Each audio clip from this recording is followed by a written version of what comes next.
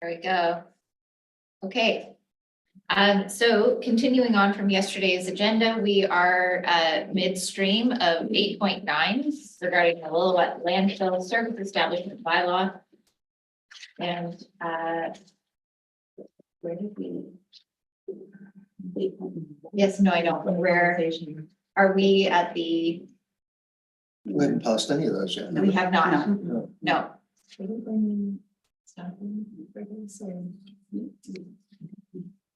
Oh, right. Are they coming back in person? Yeah, I think they're both here. Okay, great.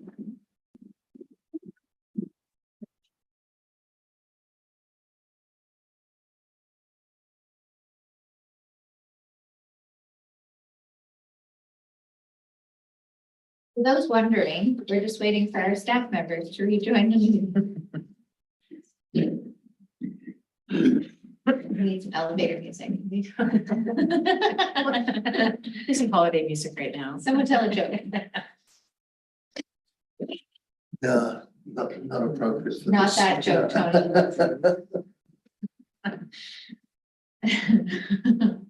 I got one from my brother the other day. It was a woman in front of a makeup mirror. And a guy with a pint of beer in one picture, and a guy with a pint of beer in front of the other picture. And the caption was, why is it I'll only be 5 minutes? It means the same in both the. Yes, in both these. These Hello. Hi. Hello. Fantastic. I don't know either. Awesome. I think, I think for the sake of the recording and the live stream, if you wouldn't mind giving a tops of the waves, high level recap of this issue. Elevator pitch, just for the sake of the where we were in the meeting. You mind?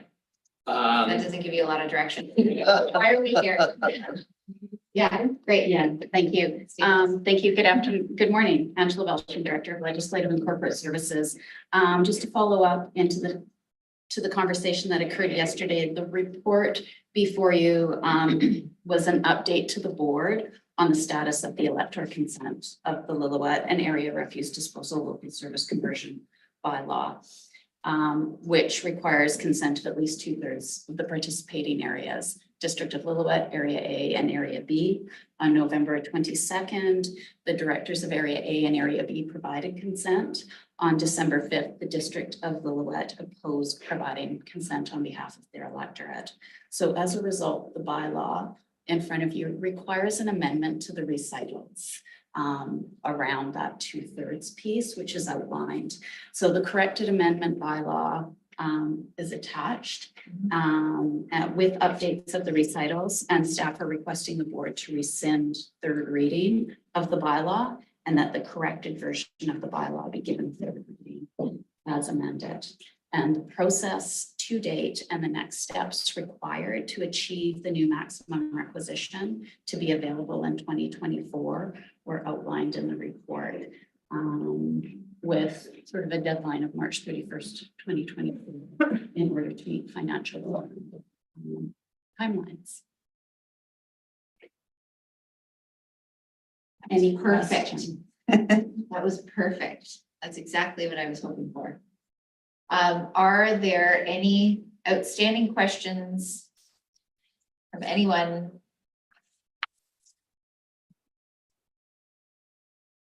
Okay. Just a comment. Okay. Just gonna stick with the facts. The Lillooet landfill has an expectancy of 60+ years. And Lillooet and Area A, B are fortunate to have the landfill. So not having it is just not an option. So I really want to thank staff for all the hard work they have done. And I, as a director, will continue to work with staff and the SLRD board to towards choices of service and engagement and redesign and just work with the community as well. So we, like I said, we can't do without the landfill. So I will be supporting this. Fantastic, thank you. I'll go to Director Demare and then Director Pettengill. Thank you, Chair Port. Through the chair, Director LaFrance, can you explain how the Lillooet landfill is fully funded? The funding, various funding sources for it.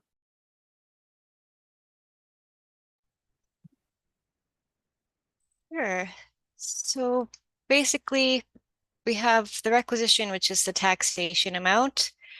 We also receive some interest on the reserves that are invested. There's also dumping and tipping fees revenue from the users of the service. And that is about it. And sometimes there's transfers from other services for specific project work. Like, for example, there's improvements at the Lillooet landfill that is going to be using the Growing Communities Fund for 250,000 in the future. Is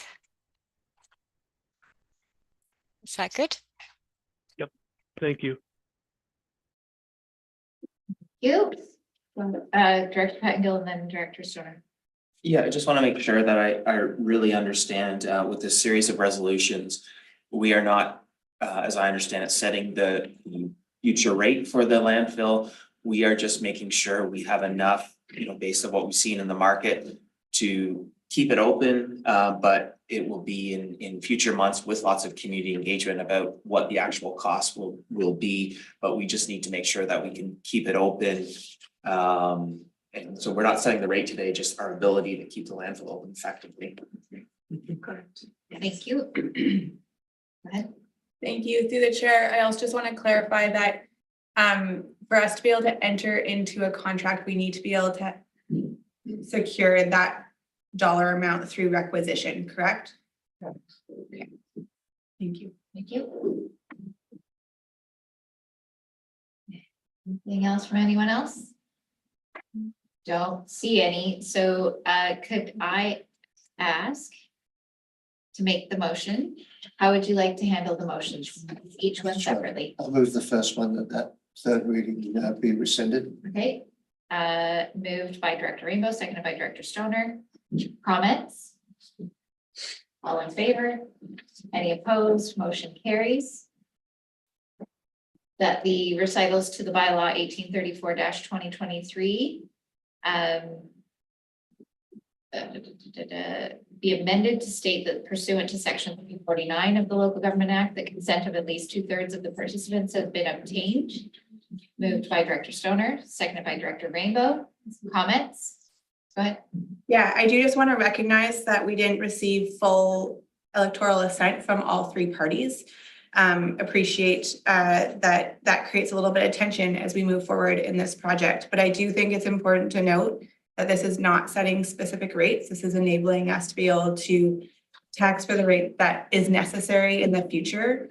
And I look forward to having further engagement and hearing more from the community about what that level of service is going to be reasonable from their level of expectation of what they want in order for the Lillooet landfill to be active in the future and managed in a sustainable way going forward.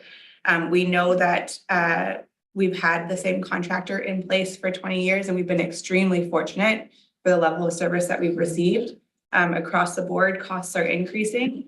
So that'll be a future discussion of what that level of threshold is tolerable. But I think that this is an important step for us to ensure that continuity of service can maintain. Thank you. Director Demare. I don't know if this is the right time to make an amendment on the dollar value. So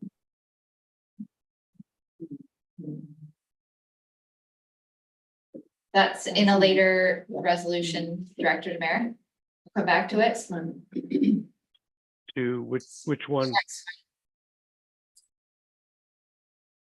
Okay, so on the change to the recitals, I'll call the question, all in favor? Are there any opposed? Motion carries. Now that the bylaw 1834-2023 be read a third time, I'll consider an amendment from Director Demare. The amendment would be to change the dollar value to 350,000 and the associated dollar cost per thousand to that level. And I would like to see it as a 3-year, not to 5-year. That gives time to really understand what the level of services that the residents would like to see, the property owners. I seek clarity before it's seconded. Yes. I'd just like to seek clarity from staff before it's seconded that if we make an amendment to that nature of the bylaw, that we'd have to go back out to assent voting and start the process over again. And if they can speak to the timeline issues that creates with regards to our budget.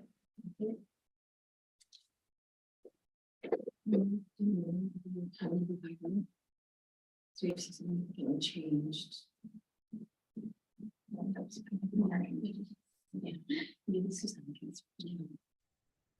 Suzanne? Yeah, sorry, I wasn't sure if Nikki was speaking. Yeah, so to change that bylaw amount, we would have to bring it back to the board next in January with the brand new bylaw, starting again with the consents. If we received the consents from area A and B, we could bring it back for the 2/3 option in February and then send it off to the inspector. But I don't know the timeline for the inspector. They have this bylaw on mind because we have discussed it with them, but potentially they will not be able to give a stamp of approval in time for the March. There's always that risk. We'd have to take it back in March for final adoption.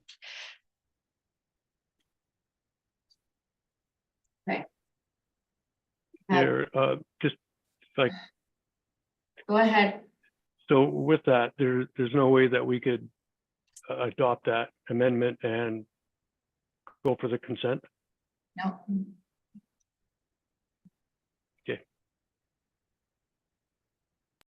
I had Viv, then I have Chris, then I have Lori. Sorry, is the amendment standing? So my question. No, it hasn't been seconded. No. These are all clarity questions for the amendment as it has been presented. Viv, go ahead. We can't hear you. I'm hoping that it doesn't get seconded. I would have to speak against it. We can't afford to introduce delay at this point. I think though that we could do better with communications in the sense that this is the maximum that our staff have diligently produced their best estimate for 5 years from now. It's not what we're planning on working on in the immediate future. That's still just an estimate, but that's what we can do. That's all we can do. Thank you for that clarity. Go ahead, Director Pettengill and then Director Hoffel. No, the last question got it. Thank you. Go ahead. So Sal had 2 parts to his question. One was 350. The other was a 3-year contract. Yeah. Both are off. Both would prolong this. Yep. Okay. This restarts the whole process. Okay. Okay. Does anyone wish to second the motion as presented? I'll rescind the motion, Thank the you. amendment. Thank you. I'll move the bylaws 1834-2023 be read a third time. Thank you very much, Director Rainbow, seconded by Director Hopeful. Comments? All in favor? Any opposed? Motion carries. Thank you. And that the bylaw cited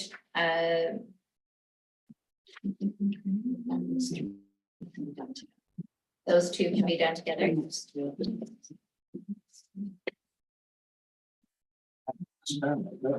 thought it was already done. Okay, so the next three that's as laid out in the agenda be moved. Moved by Director Stoner, seconded by Director Rainbow. Any comments? Seeing none, I will call the question. All in favor? Any opposed? Motion carries. Well done.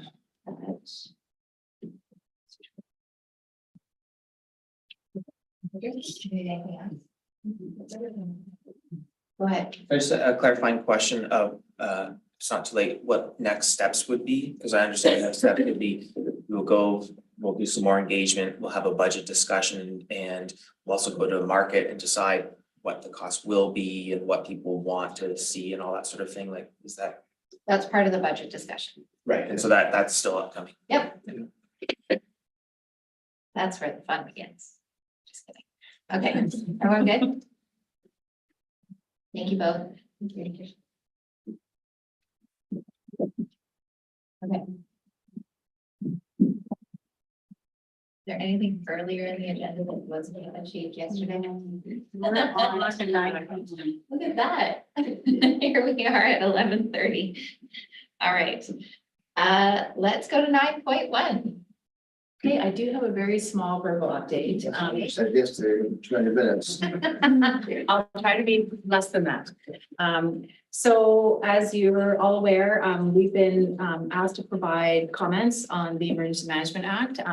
Original comments were supposed to be provided by December 31st. They've extended that deadline to January 31st. I just wanted to let the board know that staff will be bringing a report to the January board meeting. So to lay out any comments that we have going back to the comments on the act. So just wanted to give you a bit of an update, so you were aware.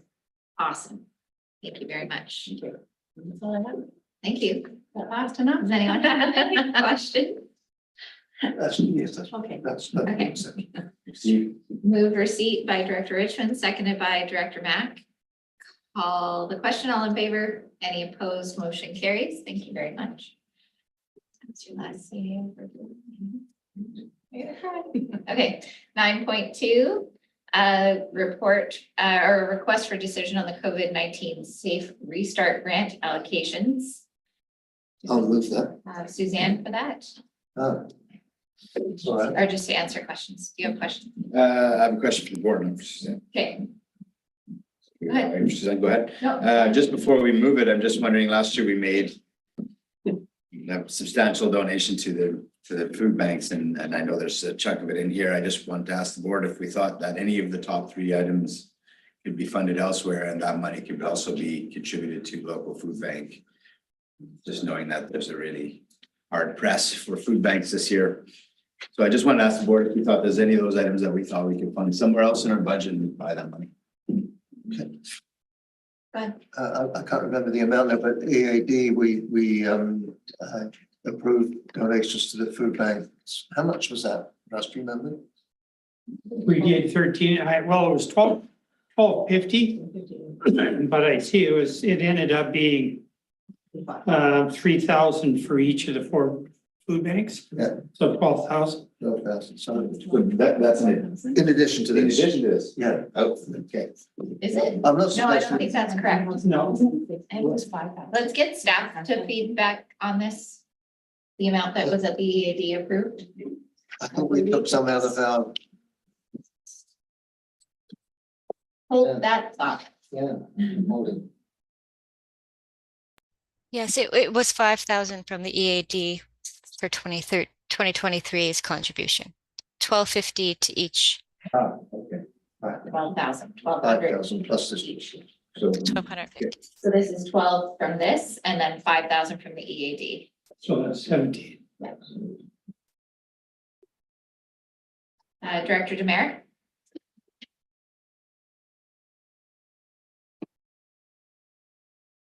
Thank you. Just on the regional connectivity project,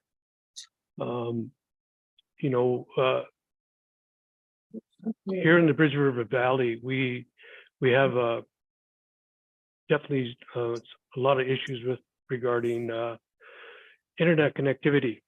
So currently we're, I'm at about 40 and about 20 because of the changes that Minto has had to make due to the wildfire. And Vivian is saying that she's got connectivity issues. So I definitely want to keep that on the work plan. And once the grant writer Oh, okay. is on, yeah. Mayor, I'm gonna have to stop you right now, because that is not what we're talking about right now. Well, it is included in It's in the report.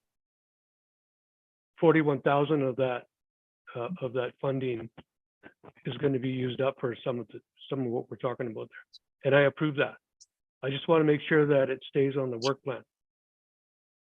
I do recall there was a resolution to reallocate those towards regional transit. And so that's the reason, and that staff was to bring out the COVID-19 allocations to a board meeting to review. And staff have allocated a portion of those funds towards regional transit, but I've also included the food bank and the other two items that are identified for the website upgrade and the cybersecurity. That was the direction, and that's why that 41,000 has been reallocated in this action. All I'm saying is that I'd like to see that connectivity project stay on the staff work plan. We'll just have to accept it as a comment. Yeah. And we can talk about it in. Okay, thank you for that comment. We will consider that at a future meeting. Any other questions, comments? Would anyone like to move? Was Mike's question answered? Did we settle on the food bank? Numbers 1, 2, and 3, could they be funded somewhere else? Or? That's a good question. Can they be funded anywhere else, Director LaFrance? The first one for the cybersecurity, I'd like to keep that if at all possible. It was originally allocated from the COVID restart grant. Otherwise, it would just be from taxation. That's for a follow-up cybersecurity audit and cybersecurity training in 2024 for $10,750. The Area C transit amount for $15,000. This was part of the resolution of the board from last month to look at using COVID restart grants for. So I'd like to keep that if possible. Otherwise, we could potentially look at funding it from regional transit, although that regional transit is more for infrastructure and planning, not for the Area C operations. But the website upgrade and the staff intranet, that was also hopefully coming from COVID, but we could just use taxation. So the one and number 1 and number 3 could use taxation if the board wishes to use taxation for those projects. Number 2, I'd like to keep from the COVID restart grant. And my goal really is to have this COVID restart grant fully paid in 2024 and then not bring any allocations to the future years in 2025 and so on.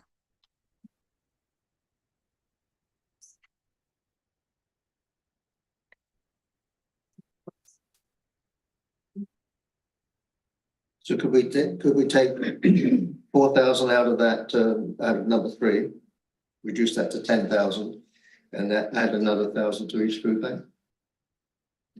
Would we like to do that? Yeah. Yeah. I'll move that. Okay, I can second that. great. For clarity, Yep, that was 4,000 out of number 3, so that'll be covered by taxation. yeah. And it will be discussed at the budget deliberations. So now we're at 21,000 for the food bank. Yeah. Good with that? I won't be supporting the motion on the floor. While I appreciate that there's a dire need for food banks, and the need is really great, especially at this time of year. I'm hard pressed to be taxing at the regional district level in order to cover the cost of food banks. It's out of touch for me. I think if we do have a little bit of leftover, I'm happy to donate it, but we know that the food bank system is extremely broken. It doesn't diminish the need, but I think that we have other ways that we know that we can be spending this money internally.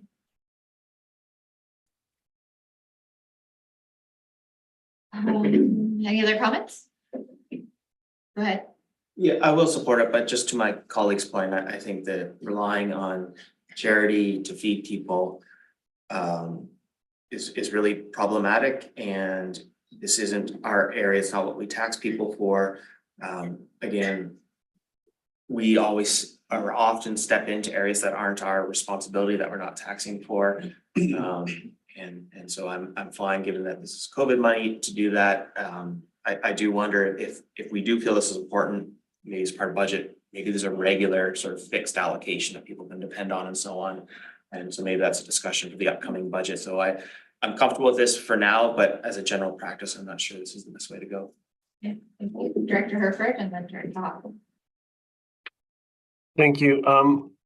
I'll be supporting the motion, but I also want to recognize that these are COVID funds, and we know that COVID was so disruptive. It was one of the drivers of the affordability challenges that we're having, and that's how I'm reconciling this in my head. But the amount that we're not funding through the COVID restart for these initiatives, or for this initiative, is coming from taxation. So it's tax dollars as well.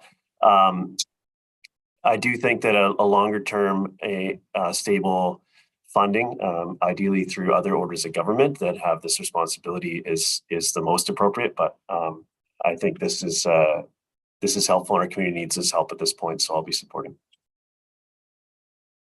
Thank you. Yeah, I could just comment that number 3 says 14,000 be used for expenses associated with. It's not a hard number. Maybe those expenses won't come to 14,000, maybe less than that. So that's one thing. And anytime you want a 60-minute lecture on food banks, I'm happy to give you one. Not today. Go ahead. Not today. So I'll be supporting Director Stoner's recommendation because I feel that food banks, while great cause, it's not our job to be giving taxpayers money to certain nonprofit societies. And yes, it is a COVID restart grant, but because we're using that, other funding has to come out of our taxation. And I just think that if people want to donate to certain groups, then that's their choice to donate to certain groups. It's not our choice to donate their money. So for that reason, I will not be supporting this. Right. Yeah, without going full repetition, I'm in line with Director Herford's comments. These monies come from COVID restart, and we know that COVID has had a huge impact on affordability and on our residents. That's how I sort of came to this place personally. So just to explain my own motivation, that's where it comes from. Thank you. Can I propose an amendment? Sure. That instead of the 4,000 coming from number 3, we take it out of number 2, and the gap be covered by the regional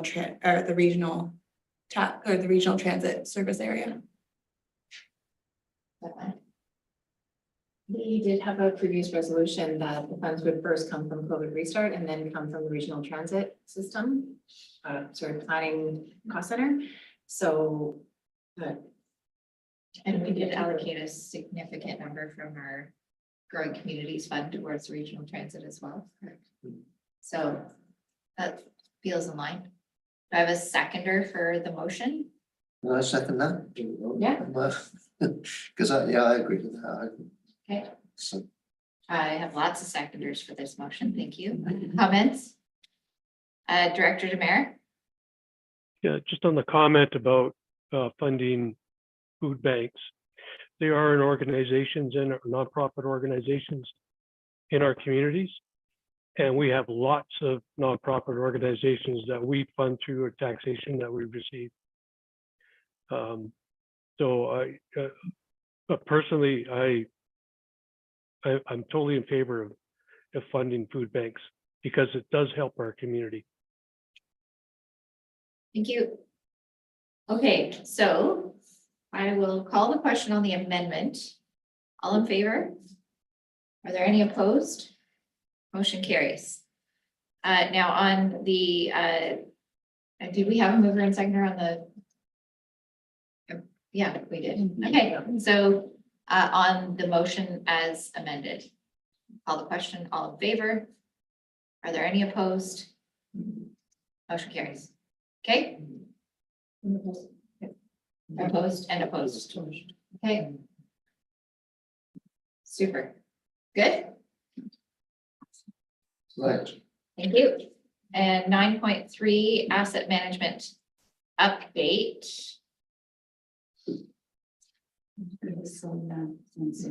Okay.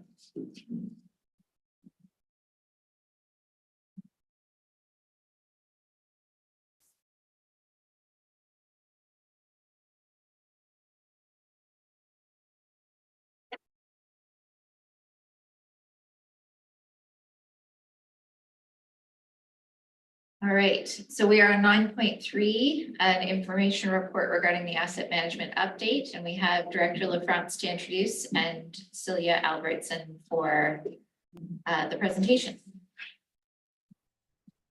Yeah, thank you, Chair. It's Suzanne LaFrance, Director of Finance, and Celia Albertson is here to discuss this report with the board. She is an accountant, but also in charge of asset management. Well, not in charge, assisting with asset management. Great. Floor is yours. Hi there, my name is Celia and I'm an accountant with the SLRD. Does the board like a brief summary of the information report, or would you like to go straight to questions? Maybe just a high-level presentation. Thank you. Okay, so the SLRD staff have been working on amending the current asset management policy this fall, and also developing an asset management strategy and a governance structure. Been doing that with urban systems. The camp that was presented to the board in June gave a good overview of what we own of assets and the state of them, and the value distribution across the electoral areas. Out of the camp, 12 recommendations came out, and the board asked us to come back with an implementation plan for those recommendations. And this project is a continuation of that, in the direction of developing that implementation plan. So we will deliver in February an amended asset management policy. The current one is from 2017, and that was close to an off-the-shelf asset management policy. The new one will have objectives that are easier and simpler to understand and also achievable for staff. And for the asset management strategy, we have not had one in place before, so this is new for us. Yeah, so the policy will have established more a sense of purpose, and the asset management strategy will identify focused areas. Yeah, I don't think I'm going to say much more than that. I'll just thank you for your time and attention, and I can provide further information and answer questions if you do have them. Great. Thank you very much. Are there any questions? Go ahead. Just trying to clarify the scope of the asset management policy. And I know in our last asset management inventory, we weren't able to include natural assets and nature-based assets. And I'm curious if there's the opportunity to do so in the policy component as one of the values that we bring forward. That's a very good question. Thank you. I don't know if what would the board like to do for that? Because we have not, like, we're still working on this policy. Yeah, and appreciate that it might be too early in the process to ask the question. I think just a high level feedback from myself, it's a huge piece of work to step into, but I think starting to set ourselves up for success in that area and recognizing both the value of built assets and gray assets as well as natural assets is really critical. An emerging part of this practice that is proving to be really valuable. So my preference would be that we have at least some opportunity to identify that in the policy and start to work towards how we incorporate it over time. But we might be too early in the process to get there. Can talk about it in February. Yeah. If I might just bring up a couple points. So working with urban systems, they do recommend us adding some type of natural asset review into the policy. We obviously haven't had the staff capacity to do that right now. We're just looking at our, purpose-built service, high priority assets right now. And, natural assets is trickier for regional districts, I believe, because we don't really own these assets most of the time. So it'll be an interesting process, but I do think we can add it into the policy.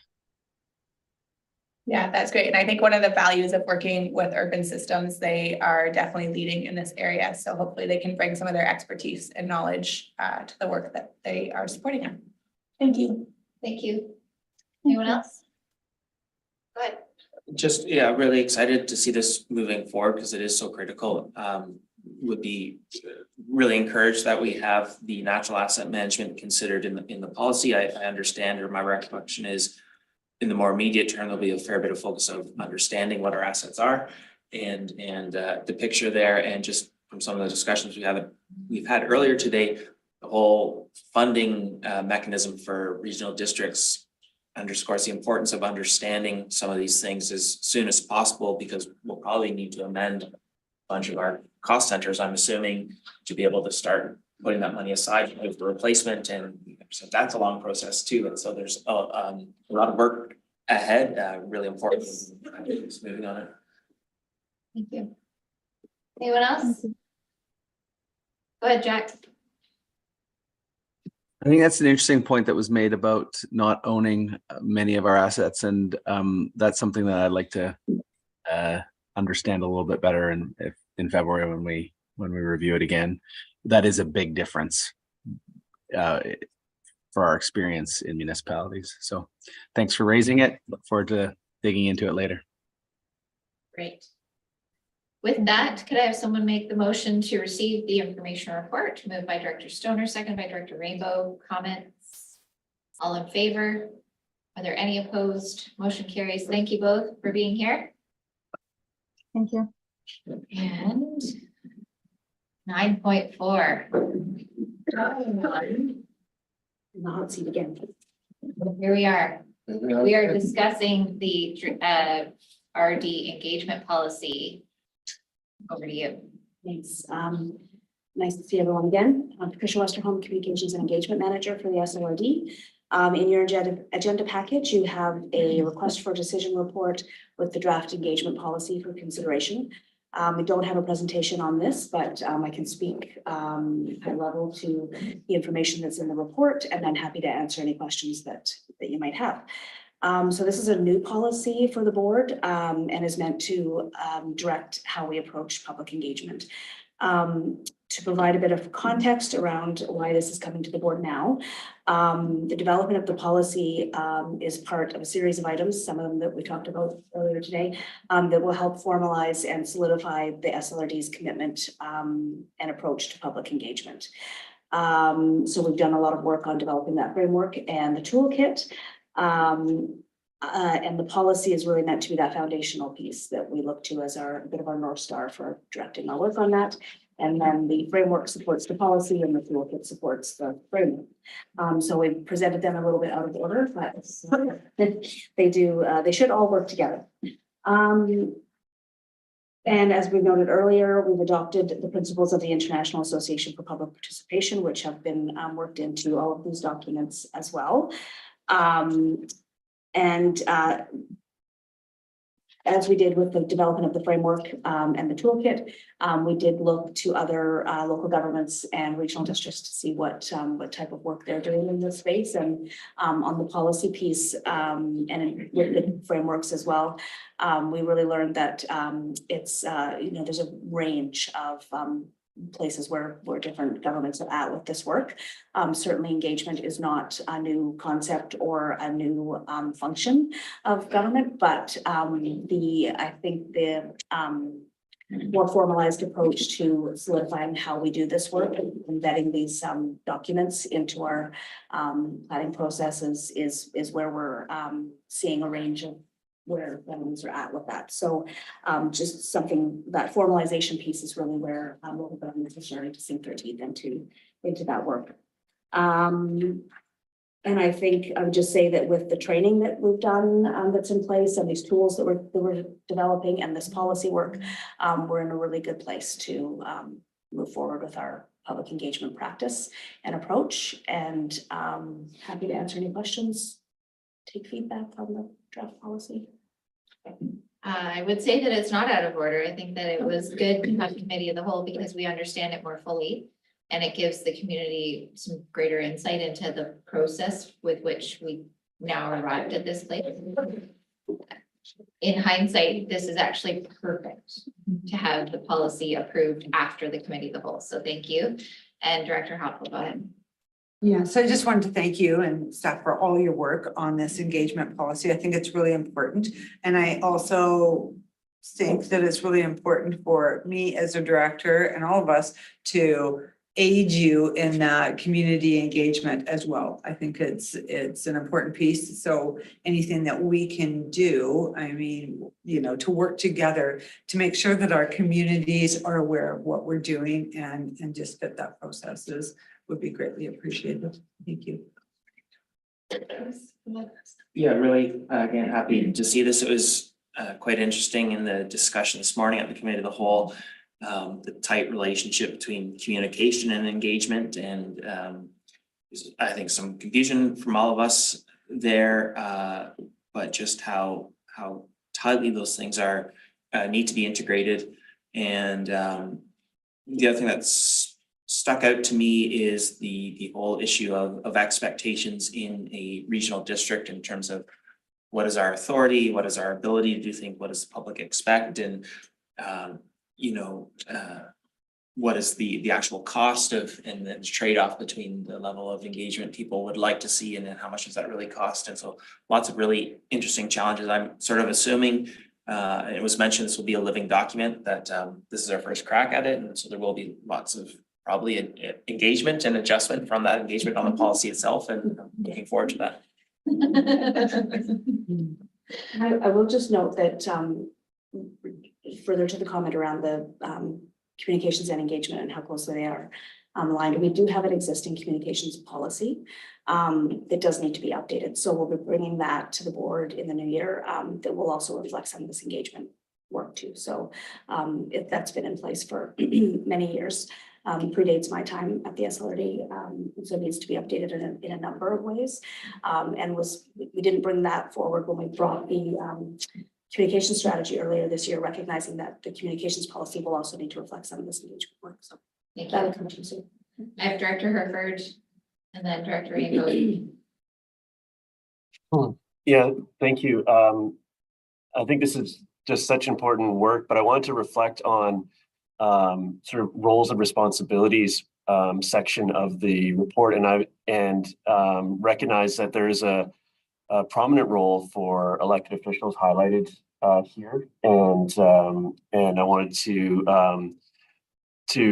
recognize that those are all the points there are very important and form a big piece of the work. And also under the all staff recommendations, it also has work with elected officials and consult with elected officials. So we as a board have work to do in this area, and this, as much as this does highlight and really direct staff work, some of that staff work is coming back to us as a board, and I know that we that we're up for it, and that our constituents expect evolving and improving communication from us overall. And I, for one, I'm here to do that work. So thank you for bringing this forward. I think it's incredibly important, and look forward to next steps. Okay.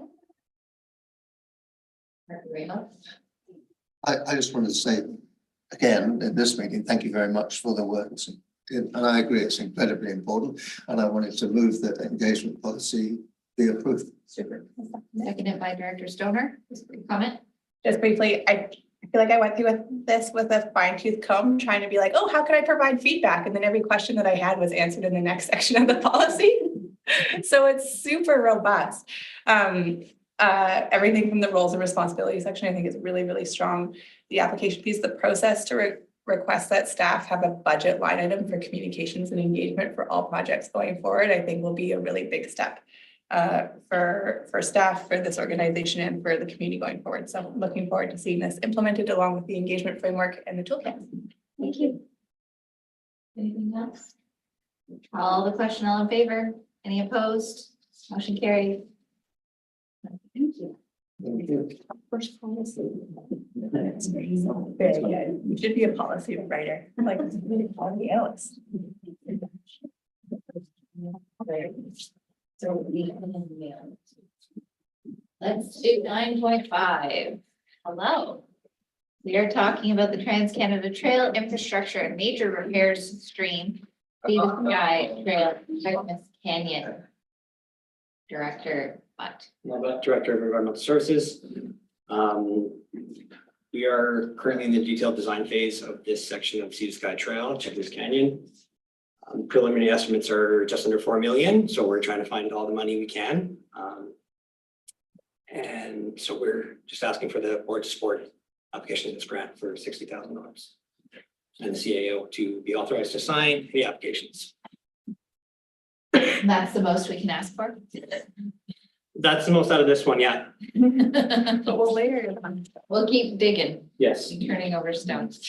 I'll move it. Moved by Director Stoner, seconded by Director Richmond. Comments or questions? Comment. Yeah. Okay.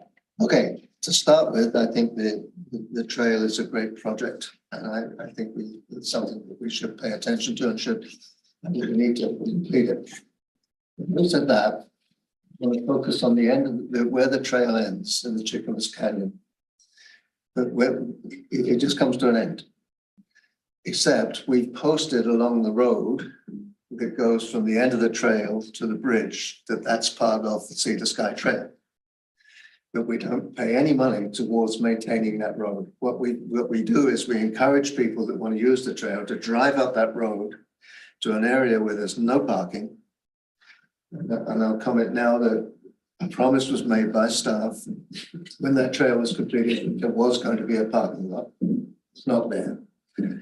So we just need to keep that in mind. If we're going to develop this trail, and apply for money, we might be applying for some money to fix that end of it, to connect it from where it hits the residential area in this part of Area D and connect that up with Squamish properly.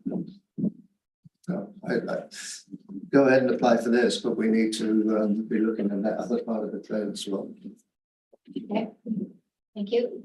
So the motion, just for clarity, was that we support the application for the $60,000, and it was moved and seconded. And I don't see any other comments, so I'll call the question. All in favor? Are there any opposed? Motion carries. And then the second motion is that the CAO or designate be authorized to sign any applications. Yeah, I'll move that. Moved by Director Rainbow, seconded by Director Stoner. All in favor? Any opposed? Motion carries. Thank you. Thank you.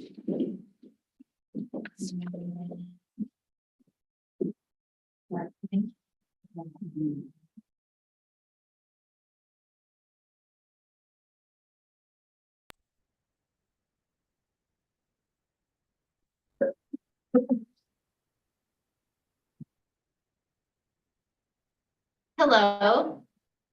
We have Director Phillips and we have Mike Fusca here from the Protective Services Department to discuss the application for the IAF food security. Sorry, they're both online. There he is. Floor is yours. Perfect.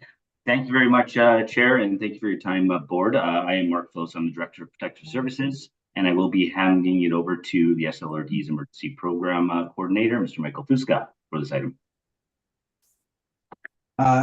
Thank you, Chair. Yes, my name is Mike Fusca, and I'm the SLRD's Emergency Program Coordinator. Today, I'm presenting this RFD for the board report for application to Investment Agriculture Foundation's Food Security Emergency Planning and Preparedness Fund for up to $250,000. The intent of these funds is to contract an agriculture emergency planner on a 1-year term to develop an SLRD agriculture emergency plan. This project would involve a survey of farm operations throughout the SLRD to develop ways that we can support them in emergencies and nurture resilience activities. Included in the agriculture planner's service agreement will be a retainer to work in our emergency operations center during disaster response, and we'll claim that portion of the work as an incremental disaster response cost through the Ministry of Emergency Management and Climate Readiness.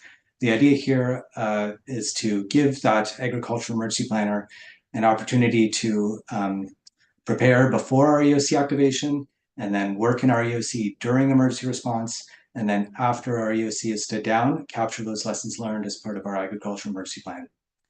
With that, I'm happy to answer any questions. Thank you. Questions? Don't see any. Go ahead, Director Mack. No, I would just move that we accept first that. Can we do them both or just No, one? I think we do the first two. First two, Okay, and Second. Director Rainbow seconds. Comments? Seeing I none?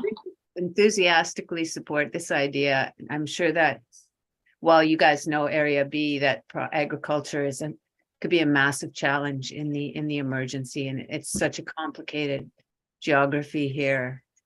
Extra attention is warranted. I appreciate it. Thank you. Okay, go ahead. I just want to say that I'm amazed that as we're still just on the outside of a response to a great emergency and are still in the midst of recovery, that staff are still able to look forward in terms of planning for the next year. So a huge amount of thanks to the team for stepping up in terms of looking forward while you're still in the midst of it. Yeah, the emergency is not over yet. Thank you, everybody, and I will call the question. All in favor? Are there any opposed? Motion carries. And then the next, that moved by Director Rainbow, seconded by Director Mack. All in favor? Any opposed? Motion carries. Just taking on a whole bunch more work. Thank you. Thank you very much. Thank you, Chair. Yeah, thank you.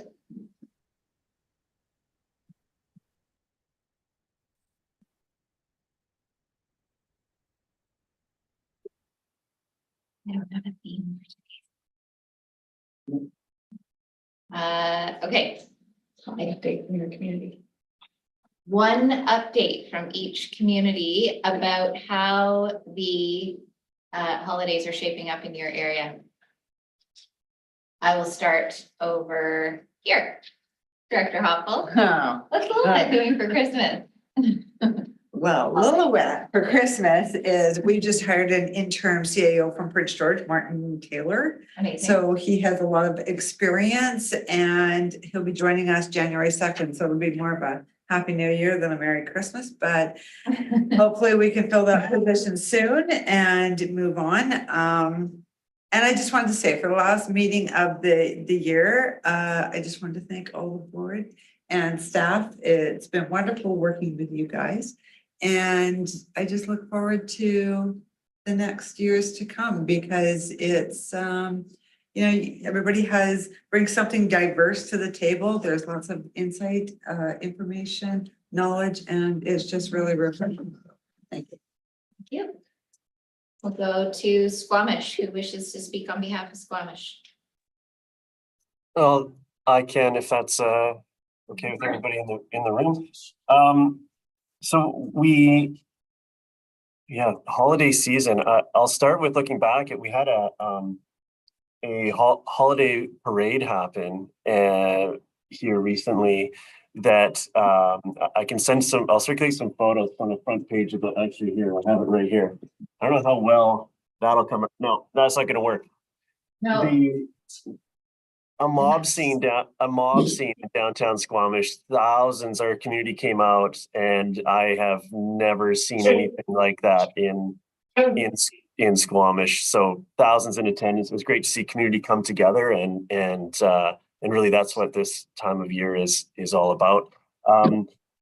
We, from a sort of municipal governance side, we just gave first 3 readings to our budget last week. And some really big pieces of work in there that are very similar to the things that we're discussing around the SLRD table.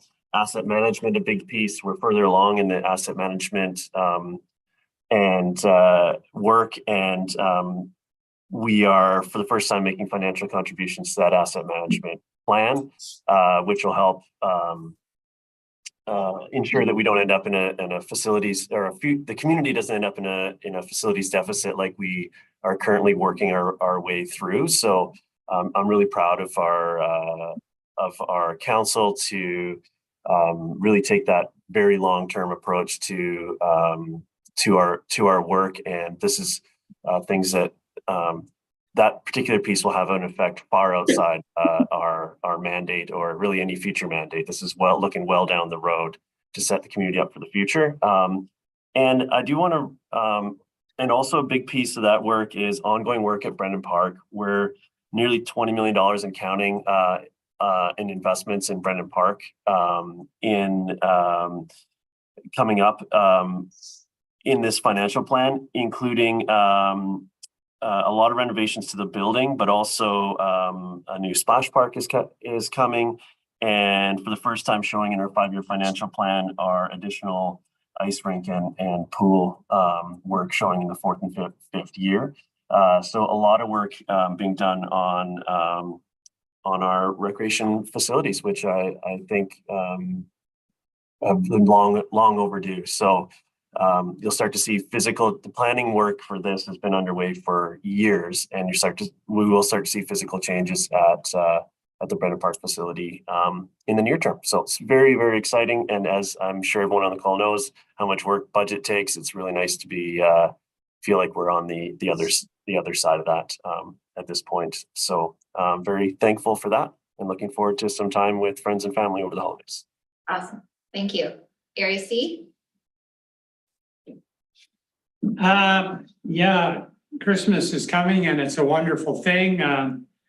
Looking forward to having family over and all that stuff. But the thing I want to just impress upon everybody here going into the new year, we've got to have a really full and thorough discussion about the ongoing or future grizzly bear problem that we have starting to happen in this corridor.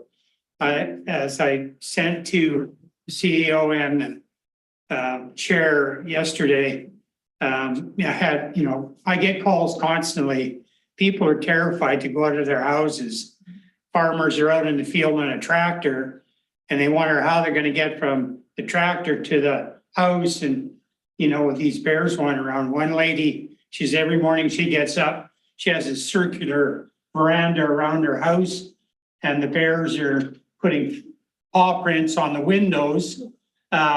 So she said, at night when you're in bed, they're patrolling the area, right? And the 2 bears I've got up at my place, the one little guy has either moved off or the big guy ate him, or one or the other, but the big guy is definitely not going anywhere. There's 4 different bears in our area up there. There's at least 8 in this area here. We've got 1 in Whistler for sure. Squamish, you've got your share. So the government has to come up with a plan to manage their bears, as they say. Because somebody's going to get hurt or killed, and that's what's going to happen. So we need, as a group here, to put the pressure on the government, the environment minister, to actually come up with a plan and not spend hundreds of thousands of dollars doing studies. We need to have something viable. Anyways, Happy New Year. Happy New Year. That's diverse. Happy New Year, Area C. Hope to see you in January. All right, moving on, area B. I'm still chuckling about hope to see you in January. Okay, yeah, I think things are pretty stable here. I'm sorry not to be there and I apologize for missing the party. Ian is limping along and the German Shepherd is running around and yeah, we're getting a deer fence built.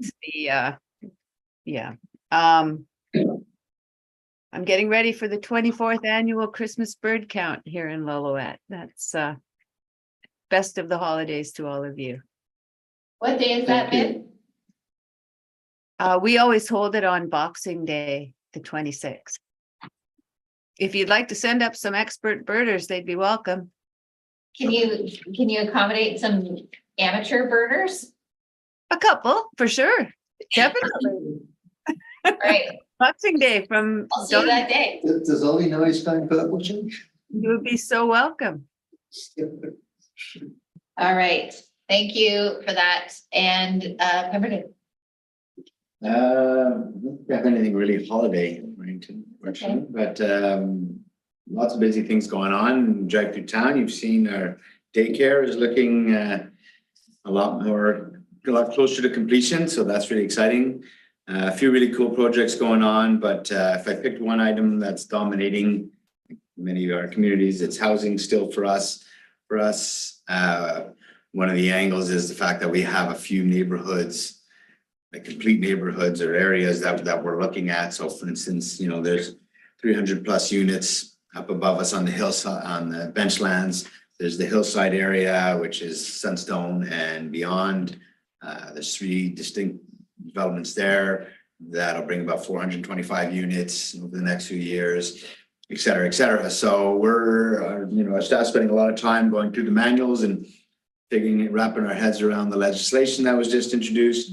How does that apply to Pemberton? A lot of it applies to 5,000 and up, but we're an hour away from being 5,000. So what do we apply now? What don't we? So we have a lot of things to sort out with the legislation. We're trying to take a step back on some of these developments because again, there's big distinct areas being planned and we want to make sure that, they're being planned carefully, that, the changes and those developments all align with the active transportation we want, the green space that we need, the gathering space we need in the face of this increased density.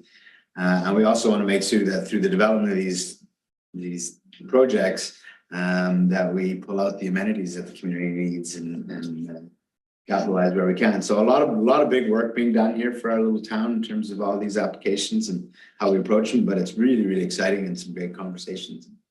Yeah. Happy holidays to the lot of you. Thank you. Area A. Well, as everyone knows, we're still in the recovery phase and everybody in the valley feels it for sure. But the Goldbridge Community Club put on a bake sale and turkey bingo. And we actually had some people from Shalath come up. And it was really good. It was the first event really after the wildfire. And I laughed a lot. It was really, really good. It was really a good community kind of get together and just have a good time. And it was really much appreciated. I just want to add one more thing is that Road 40, we've been working with Marty and our MLA and the other people involved in that committee that we have. And I finally had to give them a huge compliment. Over the last 3 years, they've done all kinds of incremental improvements, but specifically putting down new gravel and compacting it on all the gravel sections. It is basically the best that I've seen it in many, many years, if not the best ever on the gravel sections. So I complimented Marty and I complimented Dawson Road Maintenance on that. That's all. Thank you. Thank you. Area D. Thank you. Just a couple of things. People in Ferry Creek have been wondering for the last several months, when is something going to happen? When we're going to see some building. Pine Peaks are hosting tonight a Christmas social get together up in the folk club, and they're going to tell us where they're at and what's going on. So I'm hoping there'll be some good news and some action. The Tiny Beach is just beaming along there. They're on target for sort of a spring opening, getting their tenants lined up, and it's looking very positive. I have a new alternate. I've been searching around, and I think you've all met Leslie DeBee. Well, Leslie, also circumstances, had to move out of the area. She's now living in Nelson, and I've been talking to Paula de Jong, who lives in the Upper Squamish Valley. So I'll still have some sort of good direct relationship with them. And she will be joining us at the EAD meeting in January. So she can be, whatever that's called, sworn in or oathed up, or and then she will be available to sit in for me when I can't be here. And I think, and as far as my family is concerned, my son and his family coming over for Christmas. Our house, Mo goes a little crazy at Christmas time, let's put it that way. So and we've been doing it since the girls were really young, and they demand, and actually it was them, they demand that we maintain that standard, even though they're 17 and 20 now. And we'll probably have a couple of wasted strays join us as well. And with that, I'll say thank you very much. And I too have enjoyed working here. I enjoy the relationships I have with people here. And I wish you all happy, I guess I should be correct here and say happy holidays. But I wish Russell a happy Christmas and happy New Year to you all. Thank you. Thank you. And Whistler.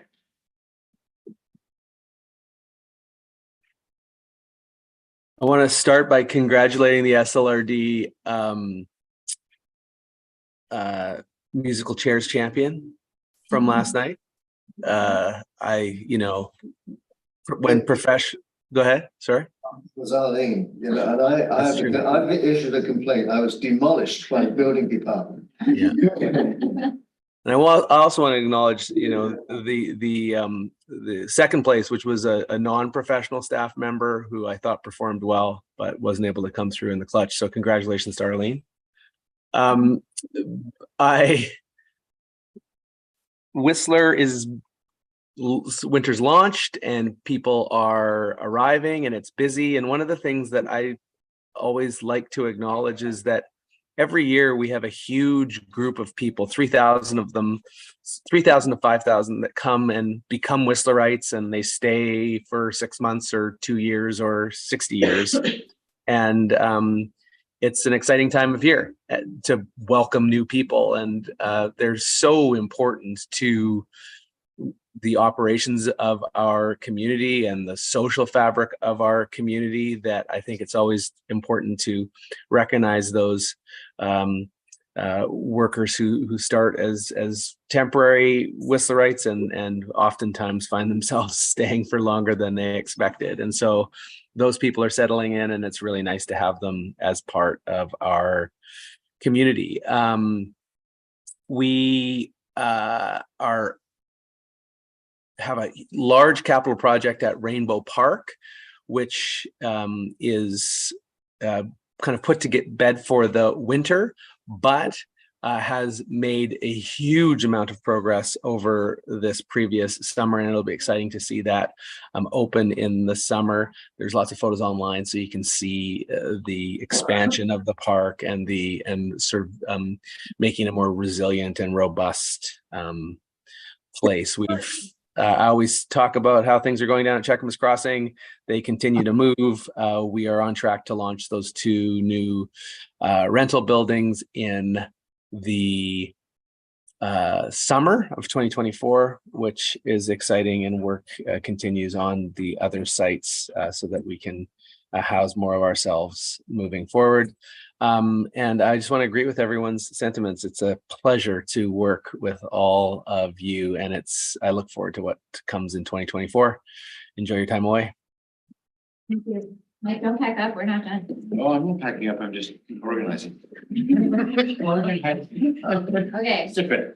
thank you for that board roundtable. I want to take the opportunity, because this is the chair's verbal report, to thank all the staff.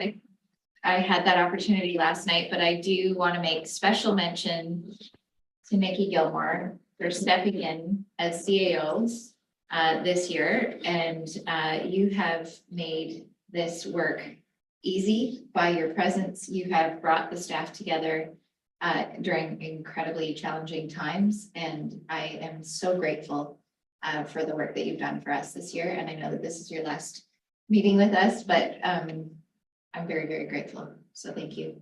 And I think on behalf of the board, we're all we're a better place because you were here. So thank you.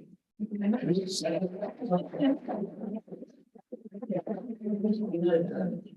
as a result, we're willing to overlook everything else. And as a promise, you have to keep your phone on now. I know everyone has the number now. Handy and ready. That's okay. You guys are great. Thank you. And with that, I'm going to call a recess for lunch. And we do have lunch, and then we're going to come back. We just have a camera, right? Okay. We just have a camera left, right? No, we still have lots of stuff.